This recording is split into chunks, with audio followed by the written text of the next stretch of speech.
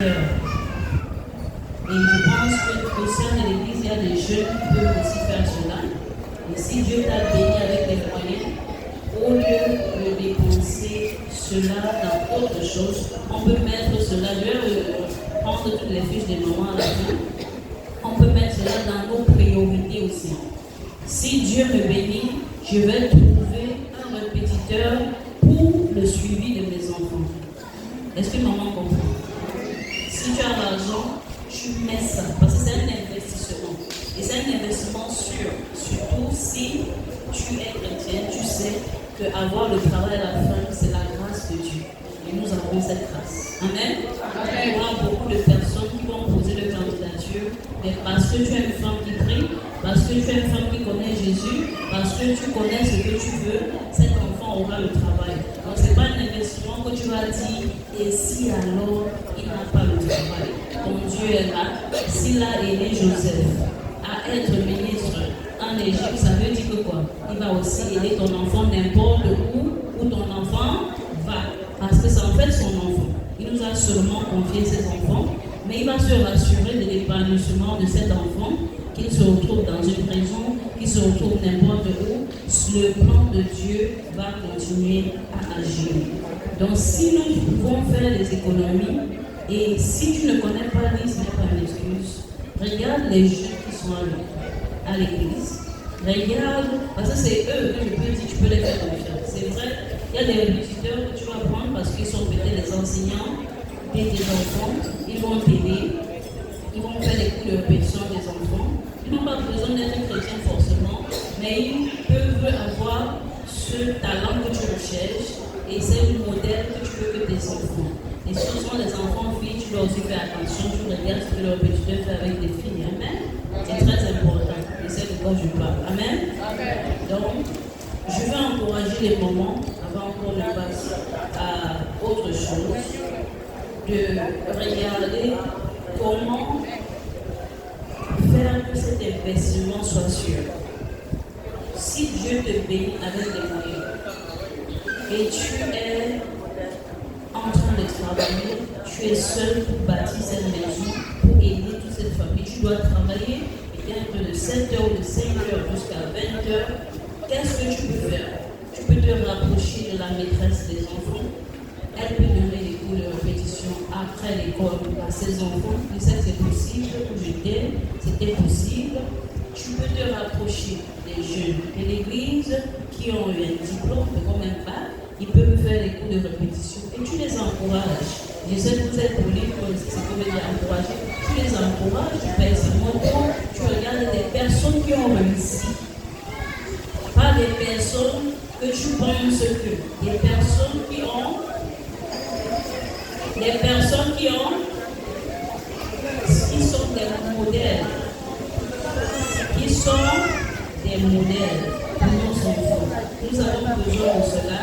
Et je suis sûre que le Seigneur va t'aider à les découvrir ou à positionner une personne qui va aller selon ton budget. Tu l'encourages et il va prendre soin de tes enfants. Ce que je peux aussi dire à une maman en ce soir, c'est de se rassurer qu'elle s'entoure des bonnes personnes.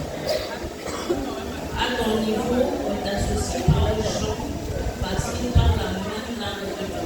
S'ils n'ont pas la même vision que toi, ça ne va pas marcher. Si tu es à côté de quelqu'un qui dit pourquoi tu envoies ton enfant à l'école, ça c'est une perte de temps. Ce que moi je pense, c'est que soit tu bloques la personne, soit tu ne parles plus des projets de tes enfants à la personne. Parce que dans la vie, c'est une question d'encouragement. Si tu parles à la sœur Nadia, elle va te dire envoie les enfants à l'école. Si tu parles à une sœur que ses enfants n'ont pas réussi, je doute fort qu'elle va vouloir t'encourager à envoyer tes enfants à l'école. Si tes enfants sont partis et n'ont pas réussi, elle va te conseiller en fonction de ce qu'elle connaît. Donc c'est très sage de prier même pour avoir ce discernement de savoir ce que tu parles avec l'autre. Et on va parler de la discrétion dans l'éducation des enfants. Il y a beaucoup de parents. Quand moi je voyageais, on m'a dit, ne dis pas à tel que tu as eu le visa. Et quand tu vas arriver, tu vas l'appeler. J'ai suivi les instructions. Dans ce même pays, on a vu des gens qui ont le visa, mais qui ne sont jamais partis, ou qui sont partis, et ils sont en train de demander, ils sont en train de n'ont pas réussi, si on peut dire ça comme ça. Pourquoi? Parce que maman a partagé, elle était tellement contente qu'elle est partie au village, elle connaît qu'il y a des sorciers là-bas, elle connaît d'où elle vient, malgré qu'elle est chrétienne, elle a affiché même sur WhatsApp toutes les nouvelles, les bonnes nouvelles de la famille, et cela a détruit la vie des enfants. Est-ce que maman comprend ce que je suis en train de dire? La discrétion. Quand on est en Christ, même Jésus lui-même, on voit quand il voulait prier, il n'appelait pas tout le monde, il se retirait avec Jean-Jacques et il prenait Pierre, il prenait quelques de ses disciples. Ça veut dire qu'il y a des personnes, tu peux être avec eux, vous parlez du riz, vous parlez de la sauce, vous pouvez parler encore de ton business que tu fais, mais quand il s'agit de l'éducation des enfants, tu dois être prudent. Est-ce que les mamans comprennent? Je dois reprendre. La discrétion. Quelqu'un dit la discrétion. Regarde ton voisin, ta voisine, tu dis la discrétion. La discrétion, ça veut dire savoir quoi tu vas dire. Amen. Ça n'est pas que tu as peur ou que tu n'aimes pas la personne, c'est seulement que tu sais que si tu dis à la personne va aller au village avec. Tu dois savoir à qui tu dis. Le moment venu, le monde va savoir. Amen. La discrétion est très importante. Si tu veux réussir avec l'éducation de tes enfants, tu ne dois pas être ou utiliser WhatsApp comme quelqu'un qui ne comprend pas pourquoi WhatsApp a été créé. C'est vrai, c'est un outil de communication facile, mais aujourd'hui, nous-mêmes nous prenons les photos de nos enfants, on dépose sur WhatsApp, on prend nos photos même, on dépose sur WhatsApp. Tout ce qui se passe de bon dans ta vie, on a ça sur les statuts, ce qui n'est pas mauvais, mais je viens à ce point. Quand, avant, je sais que je ne suis pas de l'ancienne époque, je suis quand même d'une époque différente de ces enfants. Avant, quand tu partais chez le marabout, il te demandait à voir la photo de ton enfant. Est-ce que c'est vrai ou c'est pas vrai? De la personne qui demandait ça, on a vu ça dans les films. Amen.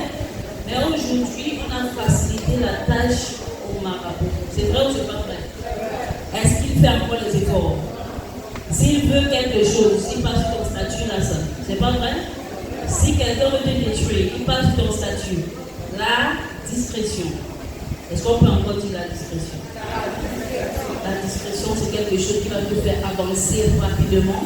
Si tu es discret, tu vas avancer rapidement. Nous devons cerner avec qui nous parlons de nos enfants. Amen. Dans la parole de Dieu, il y avait le lieu saint, le lieu très très saint, et il y avait un endroit où le sacrificateur, le peuple peut entrer, il y avait un endroit où seulement le sacrificateur peut entrer. Il y a aussi des informations dans ta vie que c'est seulement telle personne qui doit savoir, et il y a aussi des informations où peut-être tout le monde doit savoir, peut-être tu habites ici, tout le monde te voit ici, tu ne peux pas cacher, c'est vrai. Voilà. Mais il y a aussi des informations qui sont très très sensibles, des endroits de ta vie. Tu dois cerner à qui ton enfant parle, à qui toi-même tu donnes les informations, et on ne doit plus aider les marabouts à avoir les photos de nos enfants. Est-ce que maman comprend? Nous devons faire attention. Nous sommes dans un monde, ce n'est pas tous ceux qui sourient avec nous qui sont avec nous. Donc, si nous prenons conscience de cela, nous devons comprendre que nous devons être prudents. Sauvons ces enfants. Et une maman qui expose son enfant, on n'a jamais vu ça, même à la mère poule. La mère poule est toujours en train de couvrir ses enfants. Donc nous devons avoir ce caractère parce que nous avons le raisonnement. Les animaux n'ont pas, mais ils ont ce réflexe de protection vis-à-vis de leurs enfants. Si vous voulez voir cette génération prospérer et être là où où le Seigneur veut qu'ils atteignent, nous devons les protéger. Protégeons leurs informations. Ce n'est pas tout que tu dois dire. Même dans la joie, c'est ce que tu dois dire, ce que tu ne dois pas dire, discerne et applique. Telle personne de la famille, ses frères, elle est ma soeur, mais quand dans ma famille, on a des tantes qui ont dit, tu fais comme ça parce que tes enfants ont réussi. Quand on lui annonce une bonne nouvelle, elle pleure. Tu ne sais pas pourquoi elle pleure alors que c'est une bonne nouvelle. Ça veut dire que même malgré que vous êtes dans la famille, il faut savoir, si tu vois que cette formation ne va pas avantager l'autre, humblement, essaye de garder cette information. Si tu vois que ça va déranger l'autre, pourquoi? Parce que ça peut créer la convoitise, ça peut créer la jalousie. Gardons les informations de nos enfants, surtout les mamans, parce que quand c'est toi qui exposes spirituellement, même quand quelqu'un veut faire quelque chose, c'est elle qui a fait.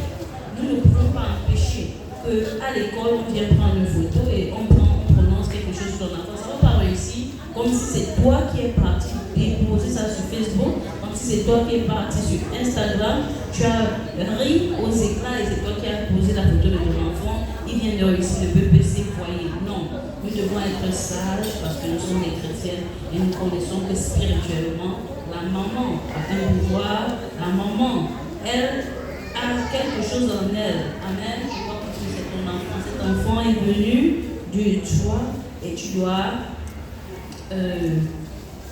protéger cet enfant. Si je veux revenir rapidement sur certains points que j'ai dit, je vais parler à cause du don. J'ai dit, je vais parler du don. Chacun de nous sommes nés avec un don. Le problème de venir au niveau où tu ne connais pas seulement quel est le don que tu as réussi, tu as obtenu, que le Seigneur t'a donné. Mais le Seigneur peut placer à côté de toi les personnes qui t'encouragent, qui te disent, voici, je te vois comme ça, ou je vois ton enfant comme ça. Ou toi-même, tu vois déjà ce don dès le bas âge à l'enfant. Et la première étape, c'est de prendre conscience de ce don. La première étape, est-ce qu'on peut répéter ça ensemble? Prendre conscience du don. Amen. Quand tu prends conscience du don, ça veut dire que tu acceptes que tu as reçu quelque chose, mais tu ne te tardes pas là et dis, oh j'ai le don, ça va. Tu dois participer à ce don. Quelqu'un comprend ce que veut dire participer? Tu dois être dedans, tu dois te former, tu dois chercher les conseils, tu dois voir les personnes, ou tu dois lire même la parole. Ça peut entrer dans plusieurs. Tu ne peux pas dire j'ai le don de préparer et tu restes seulement là. Ton don peut-être aussi te permettre de préparer même la nourriture asiatique et le faire parce que c'est un don, c'est une passion. C'est un exemple. Tu as appris et quand tu apprends, les facultés sont déjà développées avant que tu comprennes certaines choses facilement comparé à quelqu'un qui va seulement pour apprendre. Toi, tu avais reçu le don. Donc, même quand tu as reçu le don, après l'étape de la conscience, il faut participer. Participer, c'est se faire former. J'ai le don de la musique, mais que faire? Je dois vraiment aller à l'école de la musique. Pourquoi? Parce que pour que ce don soit là, je dois me faire former. Je ne peux pas seulement dire tous ces moniteurs qui sont là, ils ont appris cet instrument, ils ont pris un peu de don pour se perfectionner, pour comprendre un peu plus sur ce qu'ils veulent appliquer. Amen. Est-ce que nous comprenons que nous devons nous faire former? Amen. Le Seigneur va utiliser des pères spirituels, des mamans spirituelles, des personnes qui sont là, qu'il a ordonné, comme il avait ordonné à Ananias, de former Paul. Amen. Est-ce que maman connaît l'histoire de Paul et Ananias? Amen. Est-ce que maman connaît pourquoi aussi? Et la raison pour laquelle, parce que je me suis posé cette question, pourquoi Paul était en train de détruire les autres villes, mais quand il arrive à Damas, le Seigneur Jésus l'interpelle. Est-ce que maman s'est déjà posé la question? Pourquoi à Damas, c'est là où le Seigneur l'interpelle. Amen. À Damas, il y avait son père spirituel. Il y avait celui qui devait lui tenir la main. S'il avait fait l'erreur de tuer Ananias, de détruire toute la ville, qui devait le former? Qui devait le faire apprendre la parole de Dieu, apprendre les principes de Jésus, afin qu'il soit cet écrivain du Nouveau Testament. Il a écrit beaucoup de livres. Amen. Son père spirituel était très important, malgré qu'on ne parle pas beaucoup de lui, mais il a joué un rôle très important pour pouvoir aider Paul à se retourner, parce qu'il servait déjà, il servait de mauvaise façon. Il ne connaissait pas Jésus. Il a dit, fais comme ça, il s'est fait baptiser et le Seigneur dit, va là-bas, il a dit tout ce que tu vas faire. Et c'est comme ça qu'il est arrivé. Donc si dans la vie tu ne comprends pas, si tu penses que je suis déjà grande, surtout les jeunes filles, à un certain moment, tu penses que tu es déjà grande, non. Tu as besoin de coaching, tu as besoin de papa, tu as besoin de maman. Peut-être au début, tu avais besoin de papa et maman, mais si tu vas à l'université, il y a toujours cette personne que Dieu va mettre sur ton chemin pour t'aider. C'est à toi de prendre conscience de cela. Parce qu'il n'a pas envoyé dans un monde, il va toujours utiliser un être humain. Et c'est dans tes prières que tu dis, Seigneur, fais en sorte que je rencontre cette personne que tu veux continuer ceci avec. Tu veux me montrer les dons. Parce que souvent, ce n'est pas seulement un don que nous avons reçu. Nous avons reçu souvent plusieurs talents.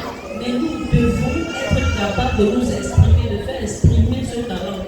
Et tu vas voir que pour la gloire de Dieu, tu seras épanoui quand tu le fais. Pourquoi? Parce qu'il a déposé selon toi et il veut que tu t'exprimes, il veut que tu le serves. Tu peux être un ministre, mais tu es chrétien. Amen. Tu es un leader comme Joseph était. Amen. Il avait cela en lui. Le don. C'était pas seulement le don d'interprétation de rêve, mais son appel était de devenir un leader. Il avait cet appel. Et cet appel, même dans la prison, il avait commencé à s'exercer. Et n'oublie pas tes petits pas, où le Seigneur est en train de te conduire et tu dis, comme j'ai reçu l'appel de faire ceci, ça veut dire que je peux sauter du corps à l'âne, je ne me fais pas former, tu vas tomber en route si tu n'es pas guidé. Amen. Le Seigneur qui t'a appelé, il va toujours se rassurer de te montrer ce qui est important pour toi. Je vais partager avec les mamans quelque chose en psychologie qu'on appelle la fenêtre de Johari. Je sais que peut-être tu n'as jamais entendu, mais je vais essayer d'expliquer cela parce qu'on est en train de parler des dons. La fenêtre de Johari, pour celles qui connaissent Google, vous parlez sur Google, tu tapes la fenêtre de Johari. Amen. Amen. Je veux, de toutes les façons, les mamans doivent apprendre à aller sur Google. Quand je ne connais pas quelque chose, la même chose que je dis à mes élèves que de faire comme avant, je vais attendre le professeur à la prochaine classe pour demander les questions. Va en ligne et tu cherches, tu tapes ta question, tu vas connaître ce que c'est. Et si tu ne comprends pas bien, je viens expliquer. Amen. La fenêtre de Johari est un outil de communication et de développement personnel qui illustre comment nous percevons nous-mêmes et comment les autres nous perçoivent. Elle a 4 zones. La zone ouverte, qui est la première zone, je veux que les mamans prennent note, vous avez votre truc là, votre feuille. Amen. Il y a la zone ouverte, je vais expliquer, mais il faut, quand tu prends note, c'est plus facile pour moi. La première zone, tu vas seulement regarder. La première zone est appelée la zone ouverte.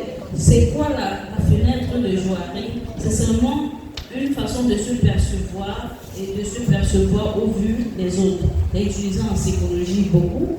Et je veux que les mamans, à la fin des essais, même si le nom est un peu bizarre pour toi, tu vas connaître, c'est une composition de noms de 2 personnes. Johari, c'est sur Internet, c'est sur Google. Je n'ai pas inventé ce que je suis en train de dire. La première zone est appelée la zone ouverte. Amen. Et dans cette zone, et c'est ce que je sais de moi et ce que les autres savent aussi. Qu'est-ce que je sais de moi et qu'est-ce que les autres savent de moi? Ça peut arriver que tu connais que tu as un don, les autres savent que tu as un don, c'est bien. Amen. C'est bien. La deuxième zone, la première zone c'est la zone aveugle. La deuxième zone, c'est la première zone est la zone ouverte. La deuxième zone est appelée la zone aveugle. Moi, je suis inconnu de moi, mais connu des autres. Ça, c'est cette zone ce que les autres savent sur moi, mais que moi, je ne connais pas. Quelqu'un peut voir ton don, mais toi, tu ne te connais. Amen. Quelqu'un peut te voir, il voit un architecte à cet enfant, pour toi, la personne même ne connaît pas. Amen. L'autre zone est appelée la zone cachée. Amen. C'est ce que je sais de moi, mais que je garde secret. Moi connu de moi, mais connu des autres. Ça veut dire que tu te connais, tu sais que j'ai ceci, mais personne ne te connaît. Peut-être seulement ton mari, peut-être seulement tes enfants. Oh, j'ai le don de prophétie, j'ai le don de chanter, j'ai un don spécial. Et quand tu vois les gens, tu dis, je peux faire mieux que. Mais personne ne te connaît. Amen. Amen. Tu es là, personne ne te connaît. Est-ce que tu peux vraiment exprimer ton don si on ne te connaît pas? Tu n'es pas en train de faire la volonté de Dieu. Amen. Amen. Il y a la quatrième zone qui est appelée la zone inconnue. Moi, inconnu. Amen. Amen. Moi, je suis inconnu de moi et des autres. Ce que ni moi, ni les autres ne savent de moi. Tu ne te connais pas, personne ne te connaît.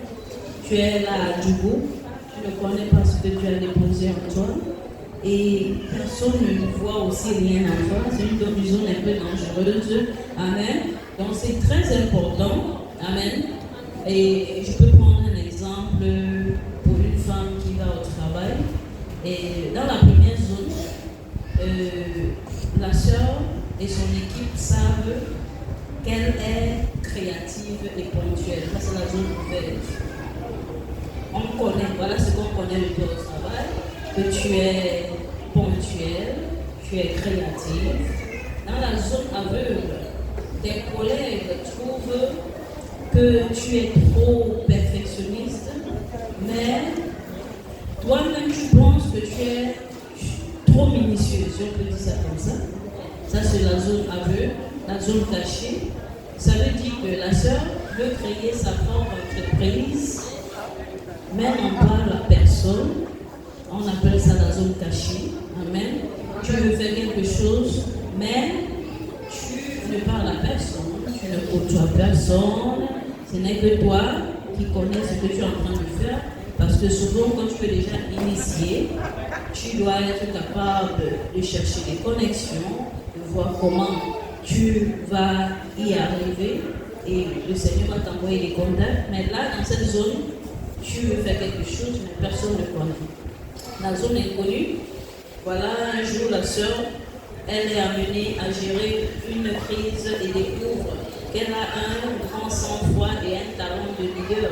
Ça veut dire que dans cette zone, tu ne connaissais pas ce qui était, ce que tu avais en toi, et les autres aussi ne savaient pas qui tu es, et vous vous découvrez peut-être en ce moment-là. Donc, la fenêtre, en fait, est là pour te faire regarder ta vie, ta façon de prendre les choses ou de prendre ton don. Elle est dit, peut-être je vis encore dans cette zone-ci. Peut-être je peux, en cette étape où j'ai déjà prié, je peux peut-être parler, ou je peux m'approcher des personnes qui sont dans le même milieu que je veux faire ce business, pour voir comment, au lieu de tourner avec 1000 francs, je peux tourner plutôt avec 10 000 et de voir des personnes qui peuvent même te sponsoriser. Donc c'est là seulement pour nous donner un peu d'ouverture. Maintenant, je vais poser des questions aux mamans. Ce sont des vrais ou faux, vrais ou fausses, ou vrais ou faux. Donc vrais ou faux comme ça. Et je veux que chaque maman réponde sur sa fiche. Peut-être elle peut même parler, on va voir. Amen. Éduquer une femme, la première question c'est celle-ci. Éduquer une femme, c'est éduquer une nation. Vrai ou faux? Vrai, combien de personnes disent faux? Est-ce qu'on peut avoir Éduquer une femme, c'est éduquer une nation. On va aller avec les faux. Amen. Amen. Amen. Soyez bénis, chacune applaudit pour sa voisine parce qu'elle a eu. Amen. Et applaudit aussi pour toi. Amen. Amen. L'éducation est un investissement, vrai ou faux? Qui dit faux, lève la main et peut-être nous explique. Amen. Amen. Amen. Pour la prochaine question, c'est pour son avenir, nous devons compter sur les êtres humains. Nous devons compter sur nos parents ou alors nous devons compter sur la grâce de Dieu. C'était une question. Pour son avenir, les jeunes filles, nous devons compter sur les êtres humains, compter sur la famille, compter sur la grâce de Dieu. Ou tout, nous devons compter sur tout. Amen. Quelle est la première réponse qui vient dans ta tête? Nous devons faire confiance à l'Éternel. Amen. Nous devons faire confiance. Ça commence à voler. Il va utiliser, soit c'est la famille, que ce soit n'importe qui, mais c'est lui qui dépose dans le cœur de quelqu'un de faire. Il y a des voisins qui vont t'aider aussi. Et tu peux compter. C'est pas que tu comptes sur eux, mais c'est le Seigneur qui va toucher le cœur pour pouvoir t'aider. Amen. Amen. Pour son avenir, nous devons regarder comment le voisin éduque son enfant. Vrai ou faux? Combien de personnes disent faux? Faux, faux, faux. Combien de personnes disent faux? Pour son avenir, regardez comment le voisin ou la voisine éduque son enfant et l'appliquer pour notre enfant. C'est vrai ou c'est faux? C'est faux. C'est très faux. Pourquoi? Parce que les mamans ont appelé ce que la voisine a fait. Elle a inscrit son enfant ici. Ma fille va seulement partir là-bas. J'ai été victime de cela. Où on nous envoyait à l'internat et nous-mêmes, c'est nous-mêmes qui voulons parce qu'on est parti. Et nous sommes arrivés là-bas à l'âge de 10 ans.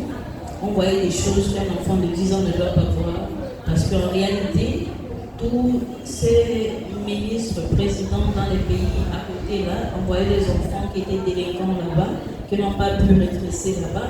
Donc quand ils arrivaient là-bas, ils avaient déjà un esprit, ils étaient dans des classes. Ils ont échoué tellement, ils étaient très grands. Comparé à nous qui avions 10 ans, et on voyait des choses que pour cet âge, on n'était pas supposé voir. Les enfants délinquants, des enfants qui escaladent les barrières, même où on se lavait, on voyait des choses qu'on ne devait pas voir pour un enfant de 10 ans. Est-ce que maman comprend? Amen. Et on ne doit pas se baser sur parce que ma voisine a envoyé son enfant dans telle école, je dois partir. En tant que femme chrétienne, ça ne doit pas être ainsi. Ça doit être, le Seigneur m'a convaincu, si tu es marié, tu dis avec ton mari, on va prier pour l'université de cet enfant. Et on commence maintenant. On n'attend pas quand l'enfant a 18 ans pour commencer à prier pour certains sujets de prière. On commence à prier, on prie, on met les sujets de prière. Tu vas faire des sacrifices pour l'université des enfants. Les mamans doivent oser avoir la vision. Pourquoi? Parce qu'il y a des choses que quand tu as sémé, quel que soit, l'enfant va partir au Ghana, il va partir au Togo, il va tourner comme ça, mais ta prière, tu es en train de le remettre comme ça. Il va même se retrouver avec des bandits. On n'est pas en train de souhaiter. Mais il y a quelque chose qui va toujours l'amener. C'est les prières de maman. Je profite parce que l'esprit me rappelle de cette histoire. On est dans un groupe de prière il y a quelques années et on était en semaine de jeûne. Donc c'était 21 jours, c'était combien de jours? Et au 4e jour, la dame est venue, elle a témoigné sur la ligne. Elle dit, vous ne m'avez pas vu. Je ne sais pas si c'était la même semaine ou la semaine qui suivait. Vous ne m'avez pas vu. L'autre semaine, est-ce que vous savez ce qui s'est passé? On dit, raconte. Parce que c'était son témoignage. Elle dit, je vais vous raconter. Pendant qu'on était en jeûne, il y a son enfant, il rentrait du travail. C'est aux États-Unis, il rentrait du travail. Et les bandits l'ont attrapé dehors. Et ils ont mis l'arme là, ils ont dit, ouvre la porte. Et comme lui aussi, c'était un téléphone, il a aussi réfléchi dans sa tête que si j'ouvre la porte, il risque de tuer tout le monde. Mieux on s'entend dehors. Et dans cette entente, il s'est fait fusiller là. Amen. Il s'est fait fusiller là. C'est comme ça qu'il est entré, à cause du sang, il est entré dans un coma. Et dans ce coma, dans l'opération pour enlever la balle, ce qui s'est passé, d'après ce que la maman nous a dit, j'étais là, j'écoutais, amen. Ce qu'elle a dit, c'est qu'il était en coma. Et il ne s'est pas réveillé. Après 3 heures, il ne s'est pas réveillé aussitôt. Mais après 7 heures comme ça, il s'est réveillé parce que ça devait être quelque chose de petit. Quand il s'est réveillé, ce qu'il a raconté, il a dit que le Seigneur l'a visité, on l'a envoyé en enfer et il était jeté quelque part. Il dit c'était comme l'enfer et c'était pas bon, c'était chaud, ce n'était pas bien. Et ce qui s'est passé, c'est qu'il dit qu'il y a un homme qui est venu, il a dit à cause des prières de ta maman.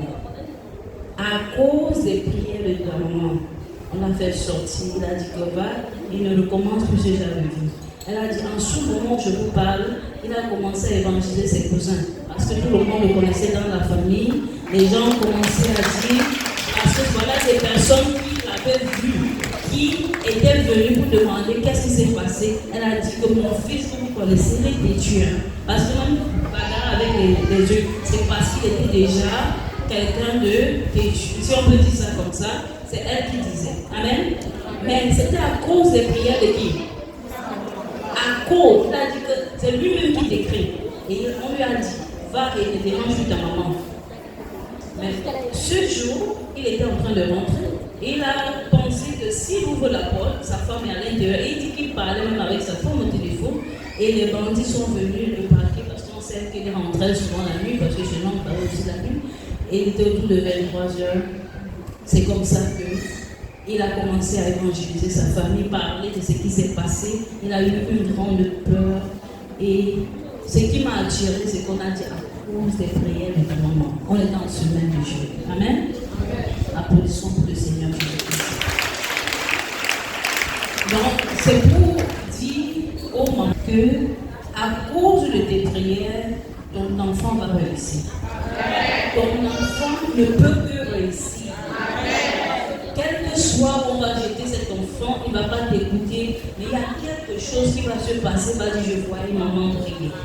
Je voyais, quand il va se retrouver coincé, maman la prière, il va me dire, maman prie pour moi. Maman prie pour moi. Amen. Parce que c'est comme ça que ça se passe. Nos enfants vont réussir. Pourquoi? Parce que le Seigneur nous aime. Il ne peut pas t'aimer, il n'aime pas ton enfant. Même si cet enfant fait comme s'il ne comprend pas, c'est très important de comprendre que nos enfants vont réussir. L'autre question, vrai ou faux, amen. Je veux que les mamans prêtent attention, pardon, parce que c'est qu'à cause du temps, on peut être distrait. L'éducation d'une femme augmente ses chances d'obtenir un emploi et de contribuer économiquement à sa famille. Vrai ou faux? Je vais demander aux jeunes filles. Où sont les princesses? C'est de ce côté. Amen. L'éducation d'une jeune fille augmente ses chances d'obtenir un emploi et de contribuer économiquement à sa famille. Vrai ou faux? Qui a dit faux? Il n'y a pas de faux. On acclame pour les princesses. Amen. Amen. L'autre question, toujours pour les jeunes filles, je sais que les mamans connaissent déjà la réponse.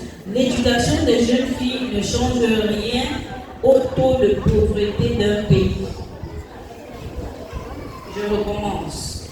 L'éducation d'une jeune fille ne change rien au taux de pauvreté d'un pays. Vrai ou faux? Faux. Qui a dit vrai?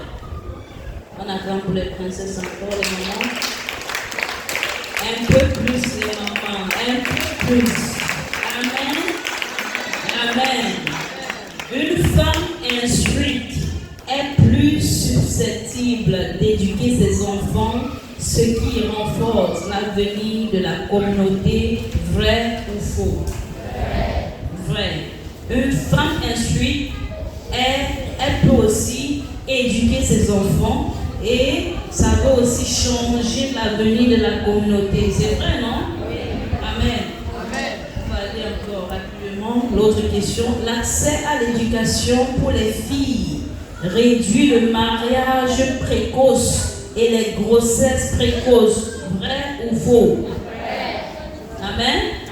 On acclame aussi pour les mamans. Amen. Les femmes éduquées participent moins aux décisions communautaires que les femmes non éduquées. Vrai ou faux? C'est faux? C'est vrai. C'est vrai que c'est faux. Amen. Vous avez raison. Je suis en train de dire en fait que vous avez raison. Amen. Les femmes éduquées peuvent se rassembler quand le maire est en train de faire quelque chose, il va consulter les intellectuels pour dire on va développer, De l'autre côté, il n'y a pas la route qui passe. Qu'est-ce que vous en pensez? Messieurs, on sait que tu ne connais même pas lire, tu ne connais pas écrire, on ne va pas vouloir t'offenser, on ne va pas te consulter. Est-ce que c'est vrai? Est-ce que quelqu'un sait qu'on ne va pas te consulter avant de prendre les bonnes décisions? Pourquoi? Parce que tu ne connais. Amen. Applaudissez pour vous-même. Amen. L'éducation d'une fille peut avoir un effet positif sur la santé publique dans sa région. Vrai ou faux? Amen. Amen. Un effet positif sur la santé. Amen. Même sur l'hygiène. Amen. Nos parents, nos grands-parents, je dirais, faisaient comme ils pouvaient. Mais quand tu es éduqué, la façon que tu fais aussi est un peu différente. C'est vrai, non? Oui. Amen. Les inégalités d'accès à l'éducation entre garçons et filles freinent le développement d'un pays. Est-ce que c'est vrai? Est-ce que c'est faux? Les inégalités d'accès à l'éducation entre garçons et filles freinent le développement d'un pays. Est-ce que c'est vrai? Est-ce que c'est faux? C'est vrai.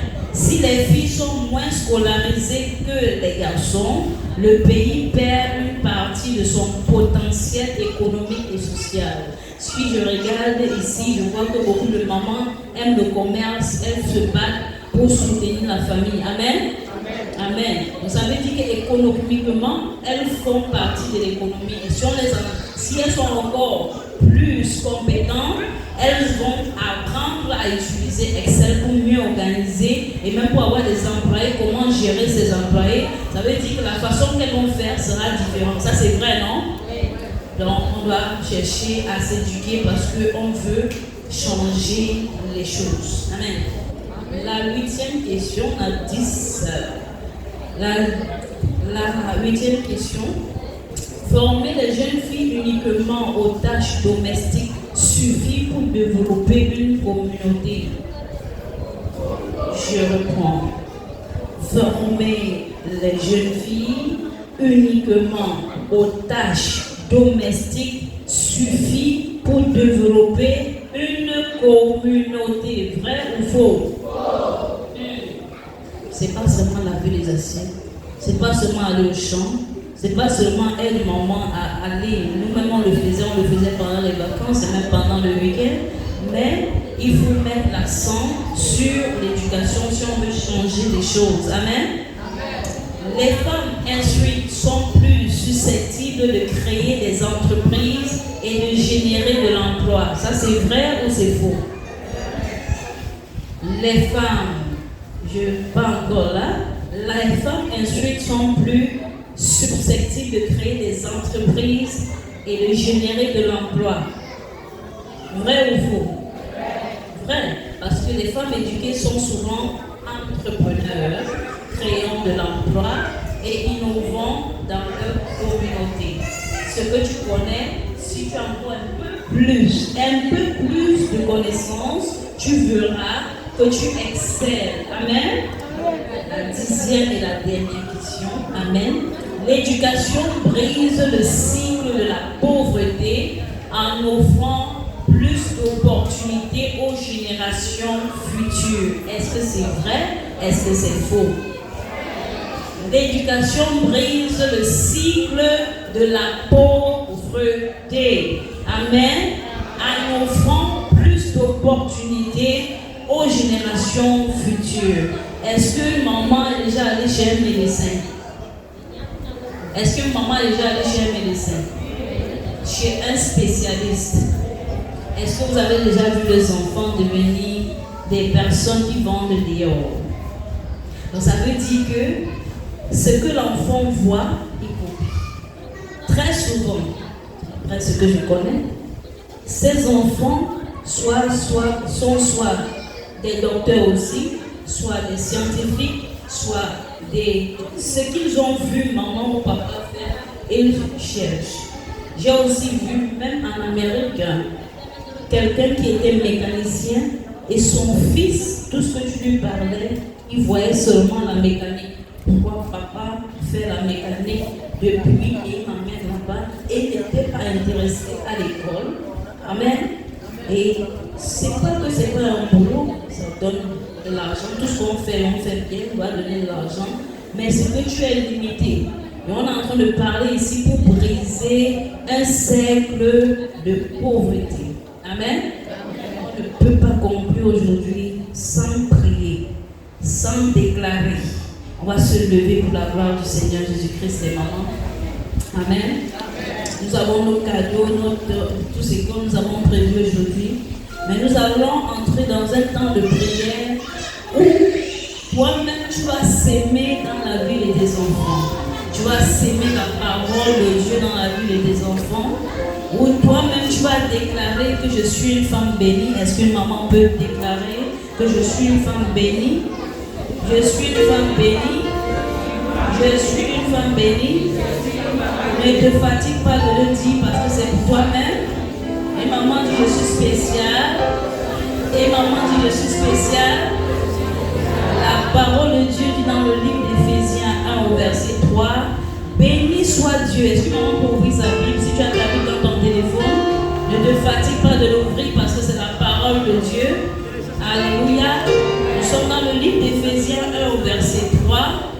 La parole de Dieu dit béni soit Dieu, le Père de notre Seigneur Jésus-Christ, qui nous a bénis de toutes sortes de bénédictions spirituelles dans les lieux célestes par qui?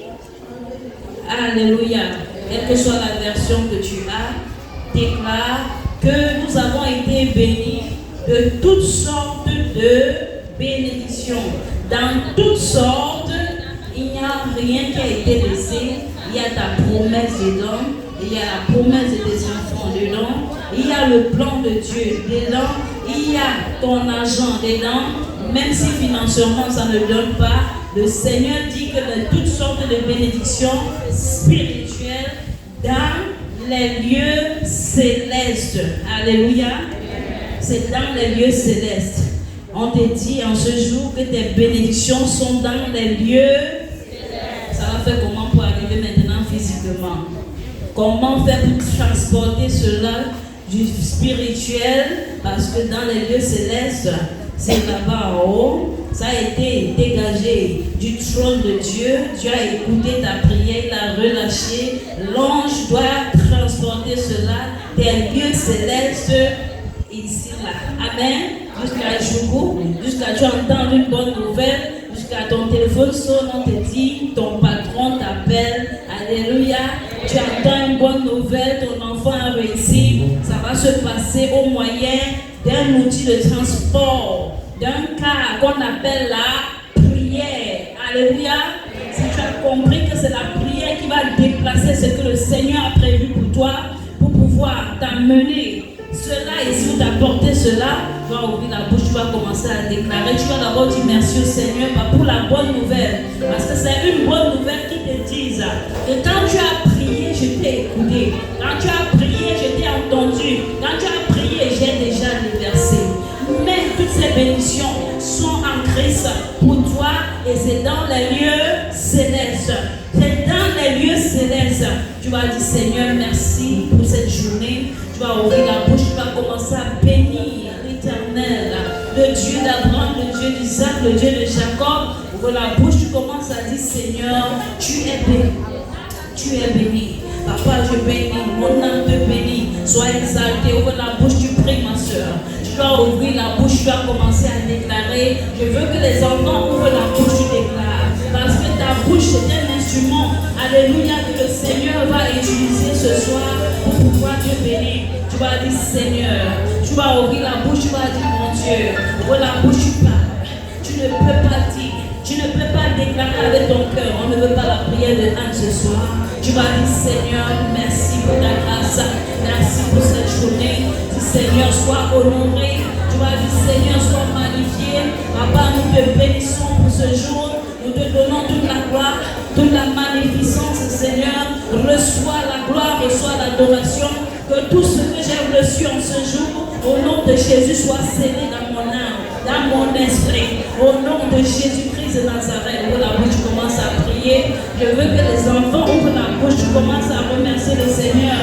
Que tout ce qui respire loue l'Éternel. Que tout ce qui respire loue Jésus. Que tout ce qui respire loue le Saint-Esprit. Dis Papa, merci pour le message de ce jour. Merci de m'encourager en ce jour. Merci d'étendre ma vision en ce jour. Merci pour tout ce que tu as fait. Dis Seigneur, merci. Je ne t'entends pas prier. Je ne t'entends pas prier. Il n'y a pas de protocole quand tu parles à ton Père. Il n'y a pas de protocole quand tu parles à Jésus. Il n'y a pas de protocole quand tu t'adresses à ton Dieu. Dis Seigneur, sois exalté. Dis Seigneur, reçois la gloire. Parle à ton Dieu. Parle à ton Dieu. Il a un plan dans ta vie. Il a un plan dans ta vie. Dis merci. Exprime ta gratitude ce soir. Exprime ta gratitude ce soir. Ouvre la bouche, tu dis pas. Papa, tu es élevé. Papa, tu es magnifié. Seigneur, sois honoré. Papa, pour mon nom. Papa,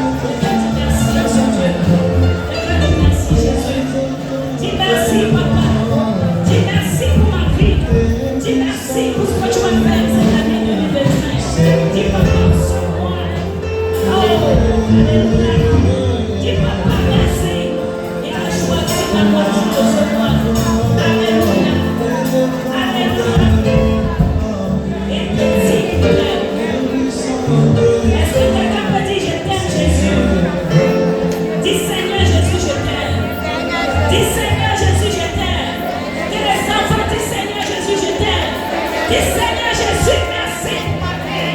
Merci parce que tu me montres que je suis là. Oh papa, notre Père oublie les enfants. Notre Père ne fait pas les enfants. Notre Père ne répond pas. Alléluia, quand les enfants crient.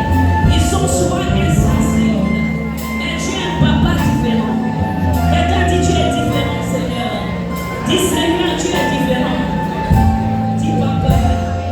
Ce que tu as commencé, achève. Achève. Nous sommes dans un mois spécial. Une saison spéciale.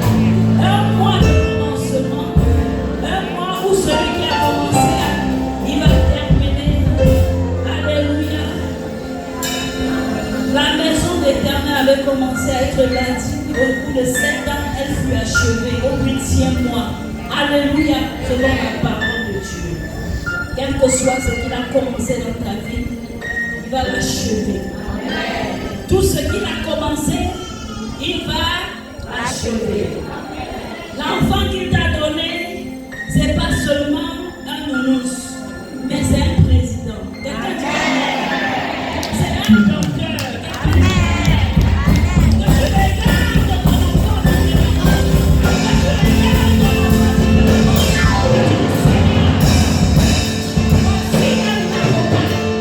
Voici un ministre. La façon que tu le regardes, ne le regarde plus comme quelqu'un qui ne comprend pas. C'est que toi tu n'as pas compris. Et tu l'as déjà mis dans un plateau où tu as mis tous les autres enfants. Maman, merci cet enfant. La façon que tu l'as le prends. Dis, je vois mon enfant, mon fils. Des docteurs, alléluia. Des docteurs, alléluia. Des docteurs informatiques, alléluia. Alléluia. Le Seigneur Jésus. Alléluia.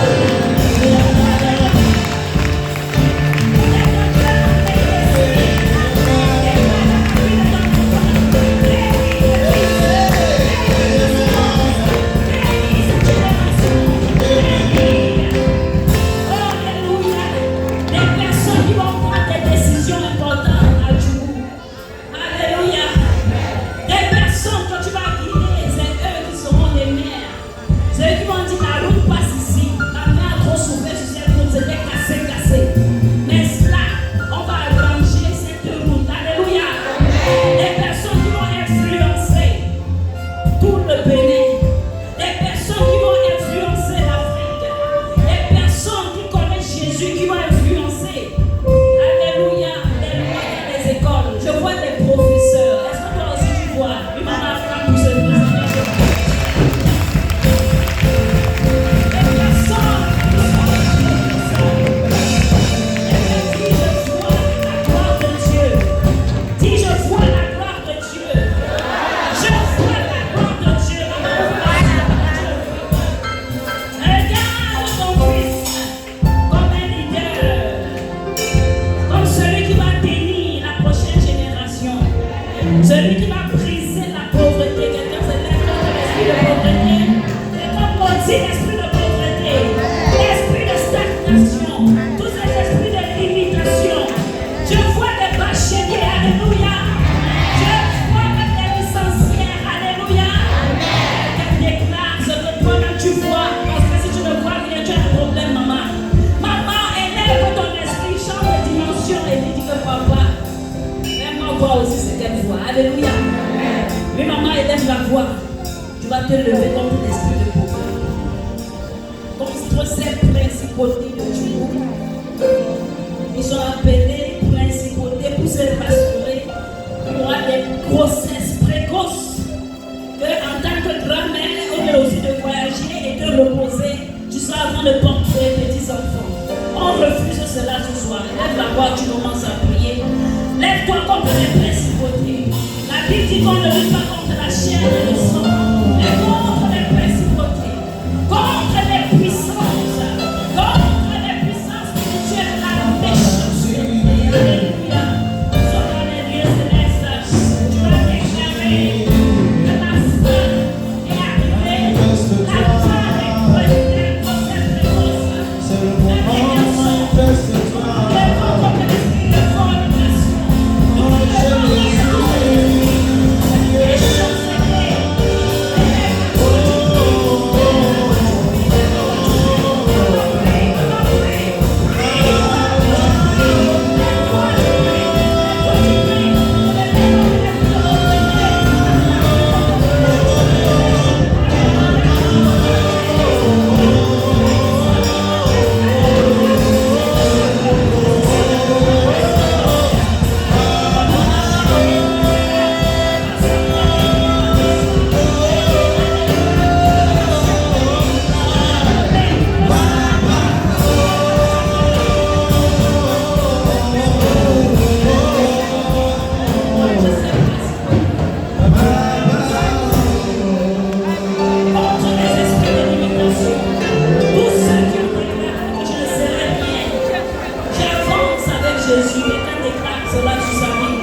Tous ceux qui ont déclaré que c'est comme ça que je vais terminer, à la sortie d'ici, tu es différent. À la sortie de cette porte, sache que c'est qu'on a déclaré en Jésus, c'est annulé. Que la bouche commence à prier. Tout ce que vous avez déclaré concernant mon futur, le futur de mes enfants, ma génération, tout cela est devenu l'essence de fait. Alléluia. Quelqu'un dit au nom de Jésus-Christ que nous avons prié. Ce nom qui a été donné au-dessus de tous les noms. Le nom de Jésus. Quelqu'un dit le nom de Jésus. Le nom de Jésus brise les malédictions. Les malédictions. Alléluia. Alléluia. On va se lever contre les hôtels. Les hôtels de pauvreté. Les hôtels de limitation. Dans le côté paternel. Dans le côté maternel. Ces hôtels qui te voient et qui savent qu'ils sont en train de contrôler ta vie. Ce soir, on va les briser. Alléluia. Et on va élever la voix et on va commencer à se lever contre ces hôtels. Surtout l'hôtel de pauvreté. Qui se rassure que tu ne manges pas bien. Qui se rassure que tu manges seulement un peu et tu n'es pas bien rassasié. Qui se rassure que tes enfants vont seulement aller dans les écoles pauvres. Tu vas déclarer ce soir que je brise tout hôtel de malédiction, de pauvreté. Oh, dans mon côté paternel, pousse cet hôtel dans mon côté paternel. Élève la voix, je ne vois pas une maman en train de prier. C'est comme si tu ne comprends pas ce point de prière. C'est comme si tu ne comprends pas que la bouche commence à déclarer. Que la bouche commence à déclarer. Commence à briser et avoir le feu sur ces hôtels. Dis que Seigneur brise. Envoie ton ange ce soir. Envoie ton ange ce soir. Au nom de Jésus-Christ de Nazareth. Envoie ton ange ce soir. Papa, brisez. Brisez. Oh Seigneur, moi. Par l'esprit de ton village maternel. Dans ton village maternel. Lève-toi contre les hôtels qui sont responsables de ta situation actuelle. Ouvre la bouche, commence à prier. Ouvre la bouche, prie ma soeur. Maman, ouvre la bouche. Évangile, l'enfant doit prier. Reste dans la prière. Que les choses vont se concrétiser. Tu as la manifestation. Oh, c'est la mère de ta vie de prière. De la bouche, prie. De la bouche, prie. De la bouche, prie. De la bouche, déclare. Oh, le nom déclare. Dis que je suis une bouche à la bouche. Alléluia. Alléluia.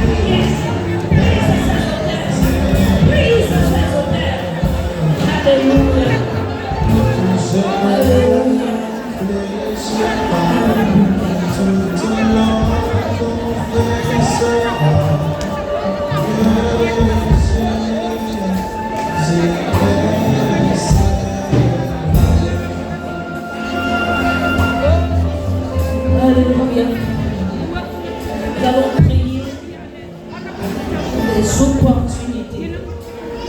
Et le Seigneur va te connecter à celles, je parle des personnes qui sont là et qui ont ta bénédiction, qui se sont assis dessus. Ou ils ont mis cela dans le tiroir.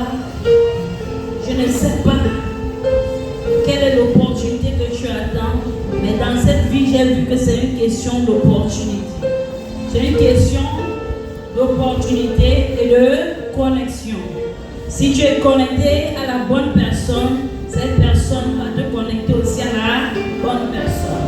Tu vas prier afin que le Seigneur te connecte tes enfants. Cette prière sera une prière de 18 ans. Cette prière sera enregistrée. Jusqu'à même quand ton enfant va aller avoir le bac, il est en train de partir à l'université, il sera connecté à une personne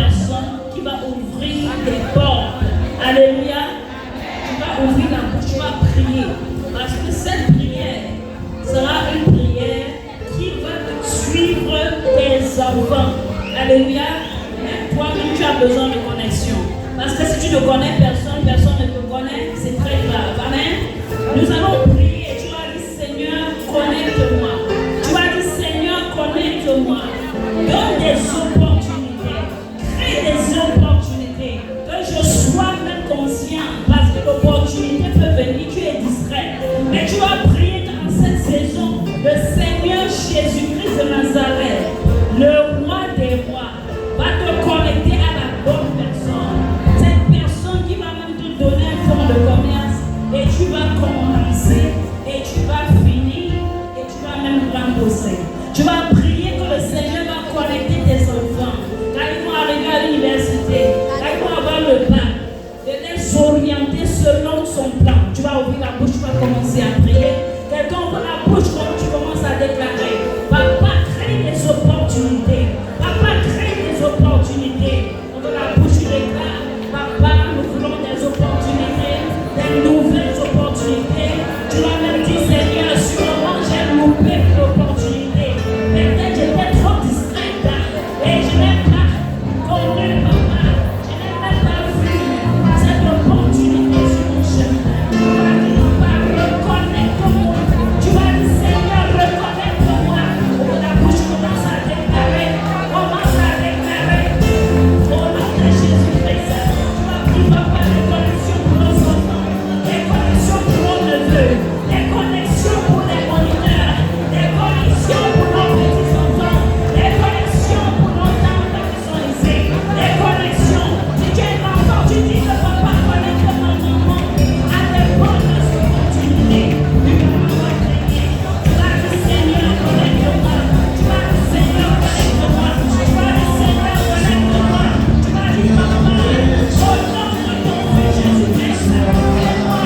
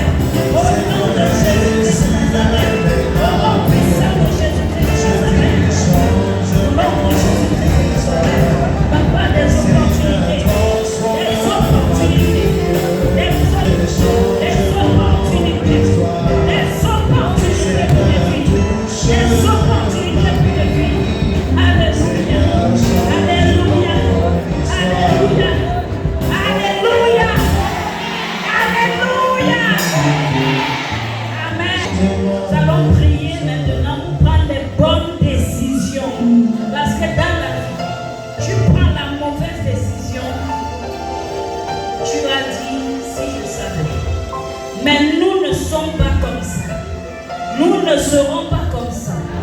Nous allons prendre des bonnes décisions. Même pour l'éducation de tes enfants. L'école où ils vont partir. Même à l'université. En esprit, tu n'as pas besoin d'attendre 18 ans pour prier pour l'université de cet enfant qui a 2 ans.